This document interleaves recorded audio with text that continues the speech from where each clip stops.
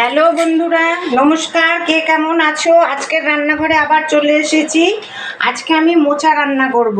এই যে আলু কেটে এখানে ধুয়ে রেখেছি তাড়াহুড়োর মধ্যে। আজকে বৃহস্পতিবার, গুরু পূর্ণিমা, পুজো দিতে হয়। সব করে নিয়ে তারপরে রান্নাতে এসেছি। হ্যাঁ, আজ মাছও হয়ে গেছে। আজকে আমরা মাছ খাই, বৃহস্পতিবার পূর্ণিমা আমাদের মাছ খেতে হয়। তা আমি মোচাটাকে এতটা দেখাইনি, অনেক বড় হবে ভিডিওটা। আমি মোচা কেটে ধুয়ে এই যে সেদ্ধ করে তারপরে যে আমি হাতে চটকে নিলাম। একদম ঝেড়ে করে নিলাম। তাহলে এর মধ্যে যে দেখো জলটা বেরিয়ে যাচ্ছে। দেখেছো কতটা মোচা ছিল, একটা কত বড় মোচা, কতটুক হয়ে গেল। ঠিক আছে, তাহলে তোমরা একটু দেখতে থাকো। কড়াই গরম হয়ে গেছে, এবার আমি আলুটাকে ভেজে নেব, ভেজে তুলে রাখবো। অনেক দিন পরে, অনেক দিন থেকে বলছি মোচা, কালকে না মোচাটা ভালো পেলাম। যেদিন আনি সেই দিন তো খাওয়া যায় না, সময় লাগে। এই জন্য আজকে বসে ঠাকুর পুজো দিয়ে তারপরে বসে বসে এই যে এতক্ষণে মোচাটা আমার করা হলো। অনেক দিন থেকে মোচাতে দেব। এখানে আছে মশলা, তোমার বাদাম থেতো করে নিয়েছি, লঙ্কা নিয়েছি, এগুলো রেডি করে রেখেছি। আরও মশলা দেব, তোমাদেরকে দেখাবো। এই দেখো আলু ভাজা বসিয়ে দিয়েছি, এবার নারকেলটা কুড়িয়ে নেব, তোমরা দেখতে থাকো। এই দেখো বন্ধুরা, আলু ভাজা তুলে রেখেছি, আর এখানে নারকেল কোড়ানো হয়ে গেছে।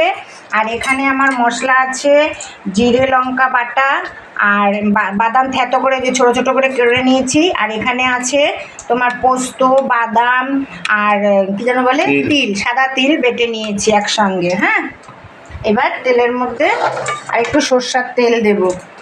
সাদা জিরাটা নিয়ে নিই, সাদা জিরা। দেখো তেল গরম হয়ে গেছে, আমি একটা তেজপাতা দিচ্ছি, একটা শুকনো লঙ্কা দিলাম, আর লং দিলাম, একটা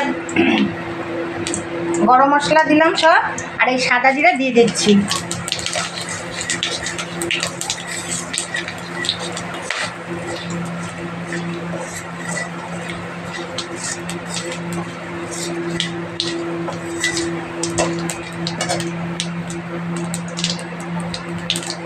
একটু মশলাটা ভাজার গন্ধটা বেরোলে আমি মশলা, এ দেখো মশলার গন্ধ বেরিয়ে গেছে, মশলাটাও ভাজা হয়ে গেছে। আর এবার মশলাটা দিয়ে দিলাম। হ্যাঁ, বাদাম আছে, পোস্ত, জিরে লঙ্কা বাটা, তিল বাটা সব দিয়েছি, আর কয়টা কিশমিশ দিয়ে দেবো এর মধ্যে। দেখো এবার একটু নারকেল দিয়ে দেবো এর মধ্যে।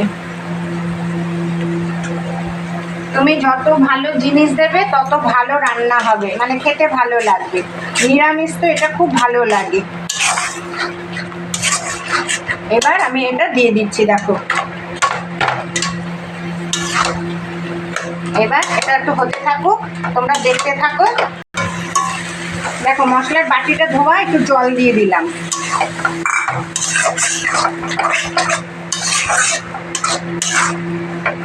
এবার একটু ঢেকে দেব, তারপরে আলুগুলি পরে দেব। হ্যাঁ, দেখো বন্ধুরা ফুটে উঠেছে, এবার আমি আলুগুলো দিয়ে দিচ্ছি। হ্যাঁ, আমি কিন্তু এইসব কিছুই রাঁধতে জানতাম না, আমার এক দিদা আমাকে এইসব রান্না শিখিয়েছে বলতে কি, আনলে পরে আমি বলতাম দিদা কেমন করে কি করতে হয়। তখন মাঠ থেকে তো শিখেছি, তাও অতটা মনে থাকতো না। ওই জন্য আমার ওই দিদা আমাকে এইসব রান্না শিখিয়েছে। খেতে তো ভালোই লাগে বলো, নিরামিষ জিনিস, একটু হতে থাকুক আবার। দেখো বন্ধুরা, এই যে গরম মশলা দিয়ে দিলাম একটু। আর আমার মোচাটা এই পর্যায়ে এসছে, তার মধ্যে আমি একটু চিনি দিয়ে দিয়েছি। একটু চিনি না দিলে ভালো লাগে না, স্বাদ মতন লাগে না।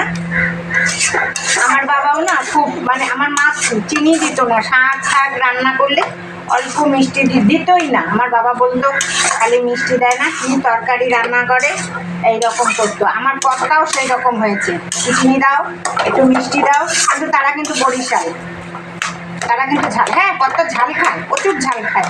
এই দেখো হয়ে গেছে, এবার আবার এই নারকেলগুলো দিয়ে দিচ্ছি।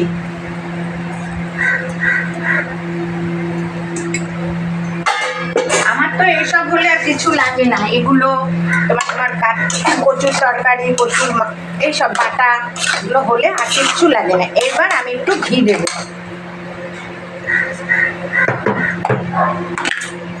আমি ঘিটা একটু বেশিই দেবো, কেন আমি তেল কম দিয়েছি তো, ওই জন্য আমি ঘিটা বেশিই দেবো। তো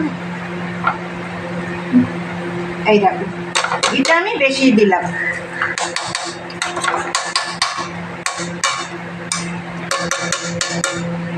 আমরা তো আবার শনি মঙ্গলবার খাই না, এই জন্য আজকে রান্না করলাম, জানো তো। আরেকটু হবে, ঘি দিয়েছি তো, আরেকটু ঢেকে দেই, তারপরে নামাবো। দেখো বন্ধুরা, আমার কিন্তু মোচা রান্না একদম কমপ্লিট। তার আগে মোচার আগে আমি এই যে পাবদা মাছ রান্না করে নিয়েছি, আর এটা আমার আজকে রান্না করলাম। তোমরাও জানি সবাই মোচা রান্না করতে পারে, মোচার ঘন্ট, মানে এটা তোমার মাছের মাথা দিয়েও করা যায়, আবার চিংড়ি মাছ দিলে আরও ভালো লাগে, কিন্তু নিরামিষটা বেশি ভালো লাগে। গরম গরম ভাত হচ্ছে, কে কে খাবে চলে আসো। আর তোমরা আমাকে ভালো ভালো লাইক করো, শেয়ার করো, কমেন্ট করো, আর আমার চ্যানেলকে সাবস্ক্রাইব করো। ঠাকুর দিয়েছি তো হুড়াহুড়ি, আর ওই যে কুট্টুস এসেছিলো, ওই হুড়াহুড়ি হয়েছে, আমি কোনো সাজগোজ করতে পারিনি। একটু বৃষ্টি হচ্ছে, একটু রোদ উঠছে, জামা কাপড়গুলো মেলছি, এই করে করে হুড়াহুড়ি করে রান্না করছি। ঠিক আছে, তাহলে তোমরা আজকে এই বলে রান্নাটা শেষ করলাম।